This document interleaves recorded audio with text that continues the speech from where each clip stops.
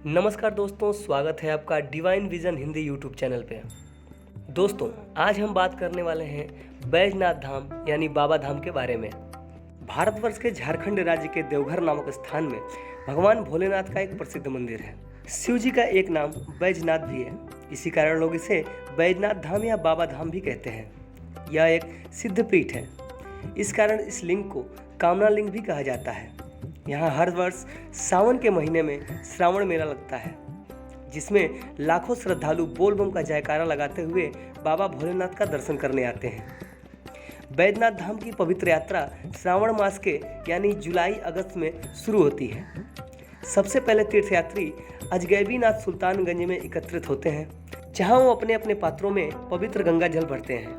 इसके बाद वे गंगा जल को अपनी पवित्र कांवर में रख के बैजनाथ धाम व बासुकीनाथ की ओर बढ़ते हैं। पवित्र गंगा जल को ले जाते समय इस बात का ध्यान रखा जाता है कि वह पात्र जिसमें जल है वो कहीं भी भूमि से न सटे।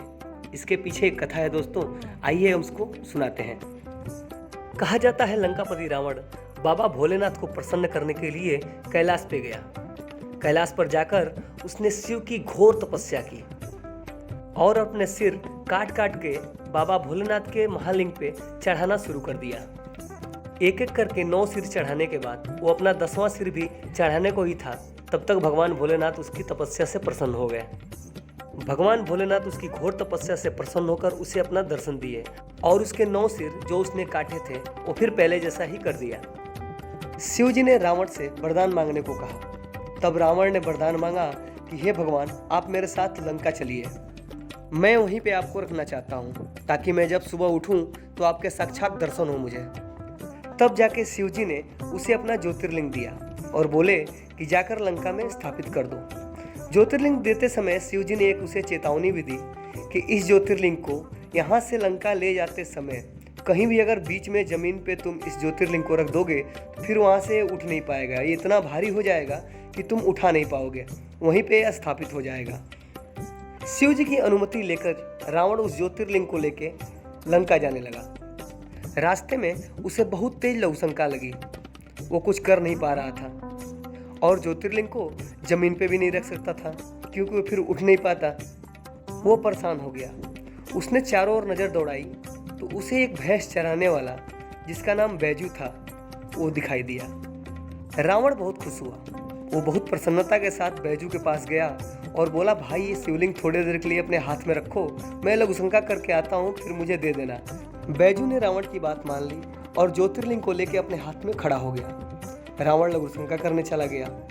इधर जो बैजू के हाथ में शिवलिंग था वो बहुत भारी प्रतीत हो रहा था उसे, इसलिए वो ज़्यादा देर तक अपने हाथ में उसे नहीं रख पा रहा था। इसलिए उसने उसे ज़मीन पर रख दिया और ज़मीन पर रख के वहाँ से वो चला गया। फिर क्या था, रावण जब लघुशंका करके लौटा तो उसने देखा कि भगवान शिव का ज्योतिर्लिंग जमीन पर रखा हुआ है। लंकापति रावण ने उसे उखाड़ने की पूरी ताकत लगा दी, लेकिन शिवलिंग टस से मस न हुआ। अंत में रावण निराश हो गया और गुस्से में उस शिवलिंग के ऊपर अपने अंगूठे से दबाकर लंका चला गया। इधर ब्रह्मा विष्णु आदि देवताओं ने आकर उस शिवलिंग की पूजा की और उस शिवलिंग को बाबा बैजनाथ धाम के नाम से अलंकृत किया। इसके पश्चात वो लोग अपने अपने लोक में चले गए। दोस्तों, बैजू ग्वाले के कारण ही उस शिवलिंग का नाम बाबा बैजनाथ पड़ा। इसीलिए श्रद्धालु उस गंगा जल को जमीन पे नहीं रखते हैं। दोस्तों, सुल्तानगंज से बाबा धाम की दूरी लगभग 108 किलोमीटर है। दोस्तों, विश्व के सभी शिव मंदिरों के ऊपर त्रिशूल लगा दिखता है, मगर बैजनाथ धाम परिसर में भगवान भोलेनाथ, माता पार्वती, लक्ष्मी नारायण व अन्य सभी मंदिरों के शीर्ष पे पंचशूल लगे हुए हैं। यहाँ प्रतिवर्ष महाशिवरात्रि से 2 दिन पूर्व मंदिरों से पंचशूल उतार लिए जाते हैं। इस दौरान पंचशूलों को स्पर्श करने के लिए भक्तों की भारी भीड़ उमड़ पड़ती है। बैजनाथ धाम के अन्य मंदिरों के शीर्ष पर स्थित पंचशूलों को नीचे लाकर उसकी एक विशेष प्रकार की पूजा की जाती है और उसके बाद सभी पंचशूलों को मंदिर में यथास्थान स्थापित कर दिया जाता है। बाबा भोलेनाथ और माता पार्वती के मंदिर के ऊपर एक लाल कपड़े से गठबंधन किया रहता है। इस दौरान उस गठबंधन को हटा दिया जाता है और फिर महाशिवरात्रि के दिन इस गठबंधन को फिर से जोड़ दिया जाता है, यानी कि नया गठबंधन किया जाता है। गठबंधन के लाल पवित्र कपड़े को प्राप्त करने के लिए भक्तों की भीड़ उमड़ पड़ती है। दोस्तों, बाबा भोलेनाथ बहुत दयालु हैं। वो अपने सभी भक्तों की मनोकामना जरूर पूर्ण करते हैं।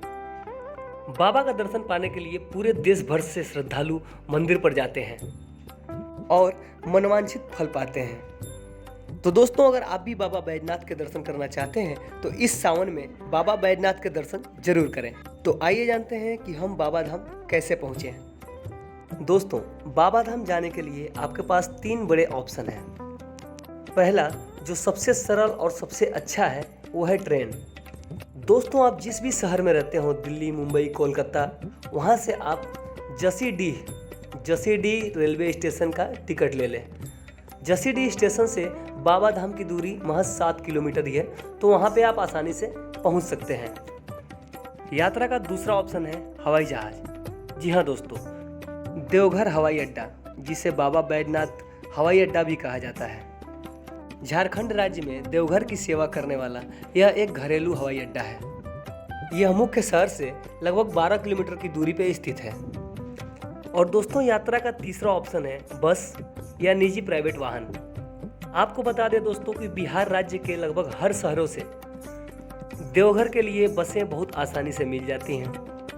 तो दोस्तों, आपके बजट के हिसाब से जो आपको अच्छा लगे वो ऑप्शन चुन सकते हैं।